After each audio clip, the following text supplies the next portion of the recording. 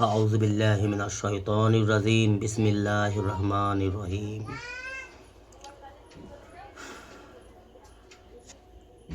ইবাদত শুধুমাত্র আল্লাহ তাআলার সন্তুষ্টির উদ্দেশ্যেই হওয়া দরকার। তাকে বলা হয় ইখলাস। ইখলাসের সহিত আল্লাহর ইবাদত করা, নেক আমল করা। ইখলাসের সহিত যে নেক আমল হয়, যে ইবাদত হয় আল্লাহর তাআলার সন্তুষ্টির অর্জনের জন্য, সেই ইবাদতের বদলা আল্লাহ সুবহানাহু ওয়া তাআলা দেবেন ওই বান্দাবান্দিকে যারা আল্লাহর সন্তুষ্টির উদ্দেশ্য নিয়ে কোনো নেক আমল ইবাদত করেন ইখলাসের সহিত। আল্লাহ তাআলার সন্তুষ্টির উদ্দেশ্যে তাহার ওয়াদার উপর ইয়াকিন রাখিয়া, আল্লাহ তাআলার সন্তুষ্টির উদ্দেশ্য নিয়ে আল্লাহ তাআলার যে ওয়াদা রয়েছে, আল্লাহর ইবাদত করলে যে আল্লাহ পাক ওয়াদা করেছেন, যে সমস্ত পুরস্কারের ওয়াদা করিয়াছেন, সেই বিষয়ের উপর ইয়াকিন বিশ্বাস রাখিয়া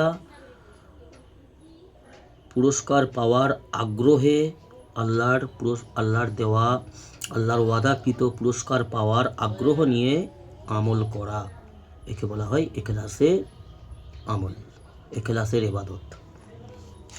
বুখারী শরীফের হাদিসের মধ্যে আসছে, বুখারী শরীফের হাদিসে পাওয়া যাচ্ছে, হযরত আব্দুল্লাহ ইবনে ওমর রাদিয়াল্লাহু তাআলা আনহু হইতে হাদিসটি বর্ণিত আছে।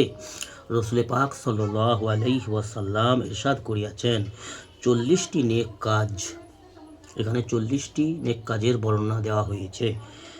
তার মধ্যে সর্বোচ্চ নেক কাজ এই যে নিজের বকরি কাহাকেও দিয়া দেওয়া, একটি নেক কাজ।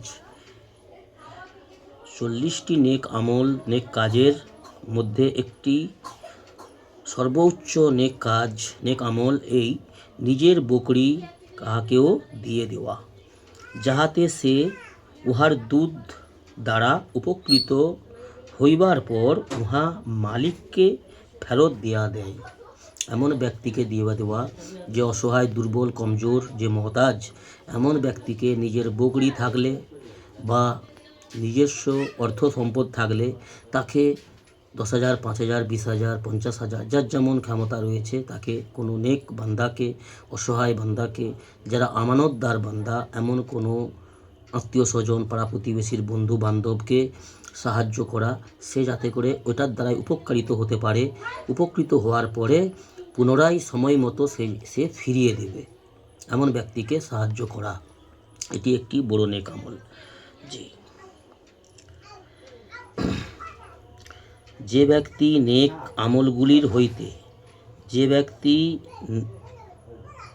সেই আমলগুলি হইতে কোনো একটির উপর সেই আমলের সওয়াবের আশা করিয়া এবং উহার উপর আল্লাহ তাআলার পক্ষ হইতে কৃত ওয়াদার উপর ইয়াকিন করিয়া আমল করিবে, আল্লাহ তাআলা উহার কারণে তাহাকে জান্নাতে দাখিল করাইয়া দিবেন। 40টি ইবাদতের মধ্যে, 40টি নেক আমলের মধ্যে একটি আমল এখানে বললেন রাসূল সাল্লাল্লাহু আলাইহি ওয়াসাল্লাম। কি বললেন? এমন কোনো জরুরতমন্দ, অসহায়, যিনি সত্যিকার অর্থেই অসহায়, দুর্বল, কমজোর, গরিব শ্রেণীর ব্যক্তি, তাকে, সে যদি নেক মনের মানুষ হয়, ভালো মনের মানুষ হয়, তাকে নিজের বকরি থাকলে, তখনকার দিনে যেহেতু রাসূল সাল্লাল্লাহু আলাইহি ওয়াসাল্লামের যুগে বকরির, উটের একটা প্রচলন ছিল, সেহেতু বকরি উদাহরণ দিয়ে হাদিসটা দেওয়া হয়েছে। আজকের দিনে যেহেতু আমরা বকরি বা গাই, উট এগুলো আমরা পালিত করি না, এখন উন্নত যুগ, তো এইটা ধরে নিতে হবে যে কোনো অসহায় বন্ধু, আত্মীয় স্বজন বা পাড়া প্রতিবেশী যারা ভালো মনের মানুষ, সত্যিকার অসহায়, মহতাজ, তাদেরকে কিছু অর্থ সাহায্য করা, যাতে করে সেই 10, 20, 50,000 অর্থ সাহায্য করা, যাতে করে সে এই অর্থর দ্বারাই কোনো ব্যবসা বিজনেস করে লাভবান হতে পারে, উপকৃত হতে পারে, পুনরায় সময় মতো সে যেন তোমার পাওনা প্রাপ্য ফিরিয়ে দেয়। এরকমভাবে সাহায্য করা ব্যক্তিকে আল্লাহ সুবহানাহু তাআলা অবশ্যই জান্নাতে দাখিল করাইবেন। বুখারী শরীফের হাদিস। ফায়দা, এই হাদিসটির বিস্তারিত বলছেন ফায়দা। রাসূলুল্লাহ সাল্লাল্লাহু আলাইহি সাল্লাম 40টি নেক কাজ স্পষ্ট করিয়া বলেন নাই।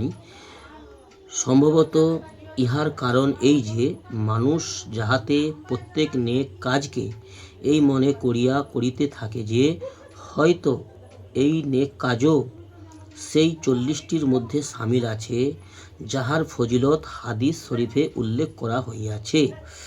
সেহেতু 40টি নেক কাজ স্পষ্ট করে রাসূল সাল্লাল্লাহু আলাইহি ওয়াসাল্লাম বলেন না, এখানে একটি বলেছেন। অর্থাৎ উদ্দেশ্য হইল মানুষ প্রত্যেক আমলকে ঈমান ও ইহতিসাবের সহিত করে। প্রত্যেকটা নেক কাজ, যে কাজ আল্লাহ পছন্দ করেন, যে নেক আমল আল্লাহ পছন্দ করেন এবং রাসূলুল্লাহ সাল্লাল্লাহু আলাইহি ওয়াসাল্লাম পছন্দ করেন, এমন কোনো নেক কাজ ঈমান ও ইহতিসাবের সহিত গুরুত্ব সহকারে করে। অর্থাৎ সেই আমলের ব্যাপারে আল্লাহ তাআলার ওয়াদার উপর ইয়াকিন করিয়া এবং উক্ত আমলের ব্যাপারে বর্ণিত ফজিলতের প্রতি খেয়াল করিয়া করে। অর্থাৎ আল্লাহ সুবহানাহু তাআলা প্রত্যেক নেক আমল করনেওয়ালাদের উপর অনেক ওয়াদা করেছেন, অনেক পুরস্কারের ওয়াদা করেছেন। তো সেই সমস্ত আল্লাহর পুরস্কারের ওয়াদার উপর পরিপূর্ণ আস্থা বিশ্বাস রাখা, পরিপূর্ণভাবে ইয়াকিনের সহিত নেক আমলকে পুরো করা। আর কোনো অসহায় ব্যক্তির সাহায্য করা একটি বড় নেক আমল। কোনো অসহায় ব্যক্তিদের, দুর্বল ব্যক্তিদের সাহায্য করা, এটা একটি বড় নেক আমল, আল্লাহর জন্য করা ইখলাসের সহিত। আর যেই ব্যক্তির সাহায্য করিবে, আমার যদি কেউ সাহায্য করে, আমারও কর্তব্য, আপনাদের বা আমার কেউ যদি সাহায্য করে, আমার কোনো বন্ধু, কোনো আত্মীয়, কোনো পার্শ্ববর্তী আমার লোক কেউ যদি সাহায্য করে কোনো রকমভাবে, তার এহসানের বদলা স্বরূপ তার সময় মতন তার প্রাপ্য ফিরিয়ে দেওয়া এবং তার কাছে কৃতজ্ঞ থাকা, তার উপর কৃতজ্ঞ থাকা, তার এহসান, তার সাহায্য, তার অবদান ভুলে না